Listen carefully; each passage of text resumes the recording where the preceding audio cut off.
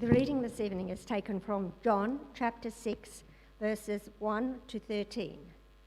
John chapter 6, verse 1.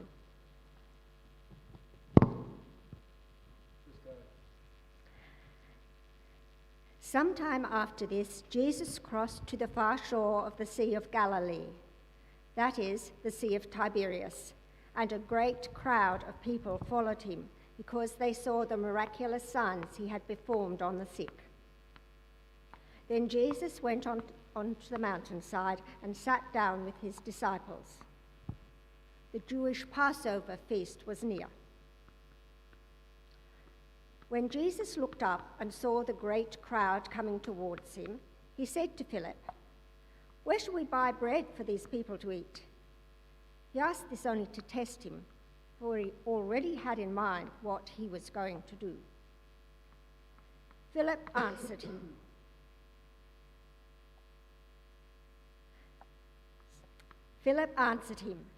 "8 months' wages would not buy enough bread for each one to have a bite." Another of his disciples, Andrew, Simon Peter's brother, spoke up. "Here is a boy with 5 small barley loaves and 2 small fishes. How far will they go among so many?" And Jesus said, "Have the people sit down." There was plenty of grass in that place. The men sat down, about 5,000 of them. Jesus then took the loaves, gave thanks, and distributed to those who were seated as much as they wanted. He did the same with the fish. When they had all had enough to eat, he said to the disciples, "Gather the pieces that are left over. Let nothing be wasted." So they gathered them and filled 12 baskets with the pieces of the 5 barley loaves left over from those who had eaten. This is the word of the Lord.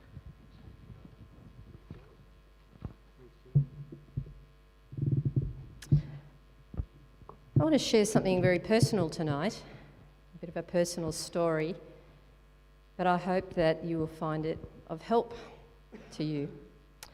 Some of you may know that I run prayer retreats. And the prayer retreats can be for a weekend or for a day, or David's asked me to run some on a Saturday morning, and we've got one coming up on the 20th of August.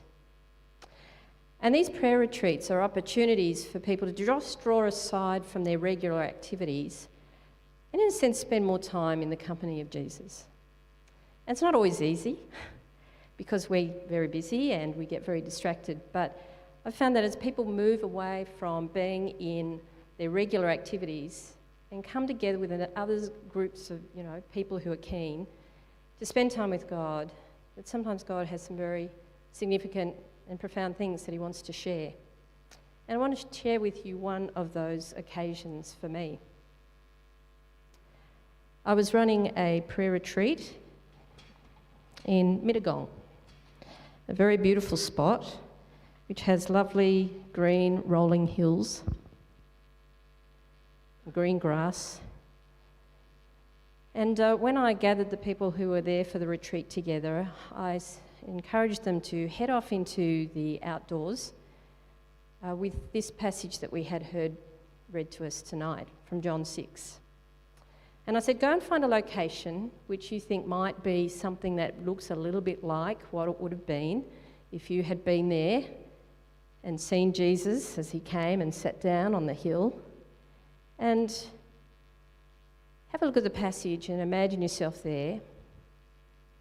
And you might, if you want to take a sketch pad and some coloured pencils and draw a picture of what you thought was happening, and to reflect on it and have a think about what God might want to say to you through all of that. When you lead these things, you send everybody off and you get busy doing different things, but I just felt like God wanted me to go and spend a bit of time with him on the passage as well.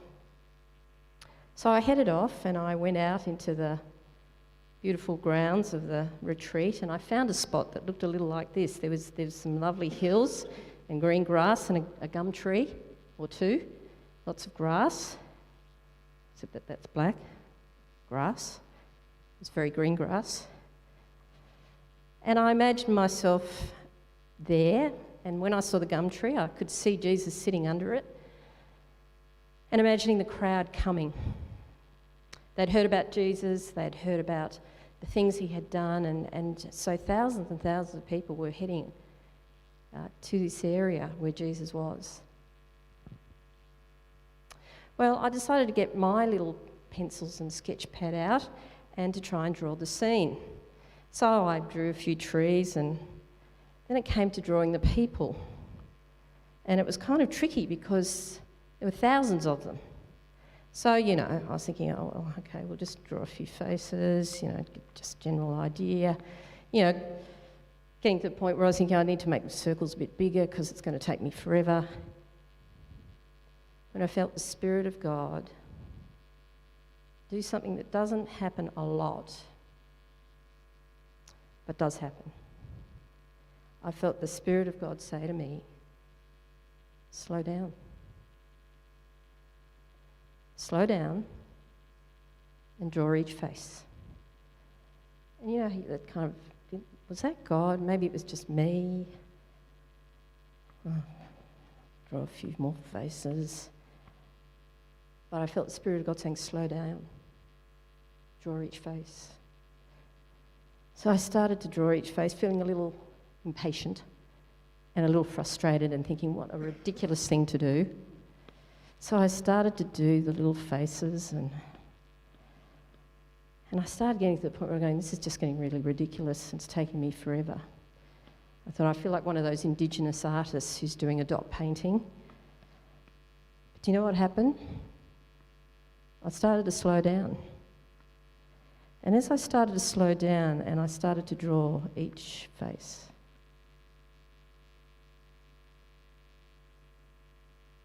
I realised that God was showing me something really important. That when he looked across that crowd, he didn't see a crowd. He saw every single individual. He saw every face. He saw every heart. And it was almost like God was saying, Di, every single one of those people in that crowd, I saw them. I know them.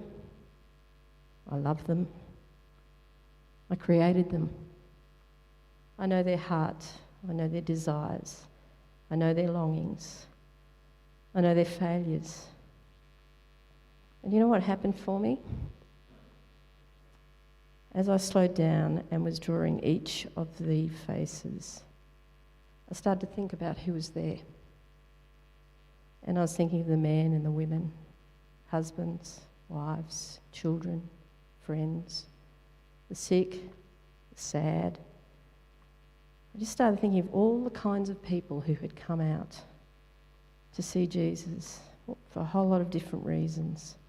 Some had heard that he was healing people and they were sick and they wanted to be healed. Some had heard that he was teaching amazing things and wanted to go listen. But as I spent time just drawing each face, I started to get really, really emotional. Because as I drew them, I felt like I was seeing them through Jesus' eyes. And I realised that he loved every single person. And you know what was interesting? As I was drawing, I was thinking of some people who were maybe right up here. And I started to kind of have fun with God and said, oh, this one here, he's saying we should have left earlier. So I was thinking people who were kind of rushing and thinking, we should get there earlier, otherwise we're right at the back of the crowd. And I thought of the people who were around the corner, who maybe were still coming, and I thought, Jesus knew and saw every single one of them. Every single one. Every single one of them mattered to him. So I'm drawing away, and I'm thinking about all these people when suddenly I felt like Jesus was asking me a question. He said, Di, where are you? Now, I don't know whether you've read the Gospels and noticed Jesus asks a lot of questions. And I wonder when you heard Jenny read, whether any of you heard Jesus ask a question of Philip. He asked Philip, how are we going to feed all these people? And we're told that Jesus knew what he was going to do, but he asked Philip because he was testing him. Jesus asks a lot of questions, and he asks questions sometimes because he wants to bring out things that are hidden in our hearts about what we think of Jesus. So Philip was being asked a question because he was being tested, because Jesus wanted to hear from Philip how he thought this was all going to pan out. He wanted to hear where his faith was at. He wanted to bring it forth.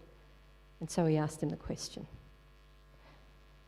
Well, here I am doing my sort of dot painting, and I felt like Jesus was saying to me, Di, where are you?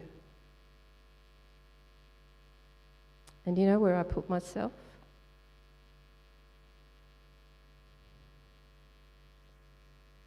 Right at the back of the crowd. And I put myself there, not because I was running late, not because I didn't want to be there, but because hidden deep in my heart that Jesus was wanting to bring out to the open, in my heart was the feeling that there was always other people who were more important than me to Jesus. That there were other people who needed him more than me. That somehow I wasn't important enough or needed enough. And so I put myself at the back of the crowd. And Jesus was showing me that between me and him, there was always people. People that I cared for, people that I loved in his name. But between me and Jesus was always people who I thought were more important, deserved more of Jesus' time, that he was going to show his miracles to, but not me. I was at the back of the crowd. And I heard Jesus say, Di, I want you to come to the front. I want you to come down. I want you to come to the front.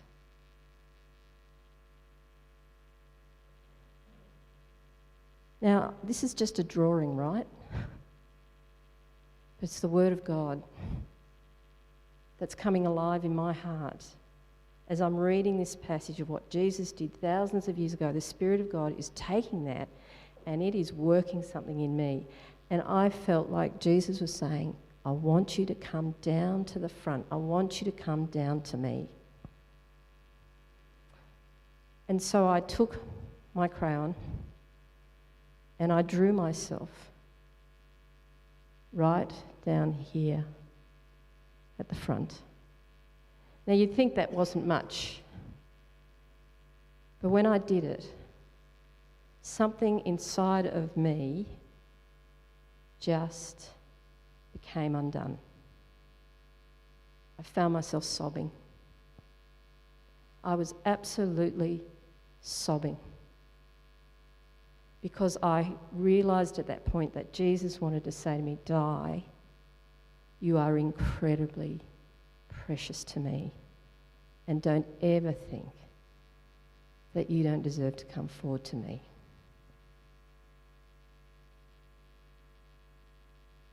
I wonder where you would put yourself if you were putting yourself on that drawing. That was a profound moment of me discovering a truth that I knew in my head, but it needed to move deep within me. That Jesus loved me, that I was precious to him, and that he was calling me to come near. Now, one of the things that happened when I came near to Jesus was I was now in the front row to watch what he was going to do next. And I could feel the excitement. I'm right here. I'm in the front row. I'm going to see what he's going to do next. And I watched as he took a child's lunch, 5 fish and 2 bread rolls, as he took that, and I watched him produce enough food to feed everyone. And the passage tells us that everyone had as much as they wanted. If you read it in Mark or some of the other Gospels, they say everybody had enough so they were satisfied. No one missed out. Everyone mattered. And everyone got fed. And I felt that Jesus was saying, do not hesitate to come and bring who you are and what you have and see what I will do. I will do more than you could ever think or imagine. And I think it's really interesting that tonight we've heard a couple of examples of that. I loved hearing about Graham speaking about how he prayed a simple prayer. I don't know whether, Graham, you were very nervous, feeling very nervous. He took a little step. It was probably a little fish, a little breadcrumb that he was offering to Jesus through prayer for this friend who came to faith. I love hearing about David Clayton. I know his story. He had an incredibly difficult growing up as an orphan, and yet the remarkable work that he did because he gave what he had to Jesus. So I guess my hope tonight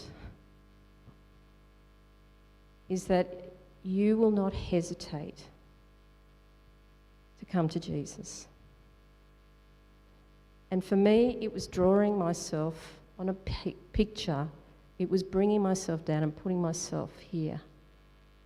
But by doing that, something broke in me, and the reality of Jesus' love became very powerfully an experience I had.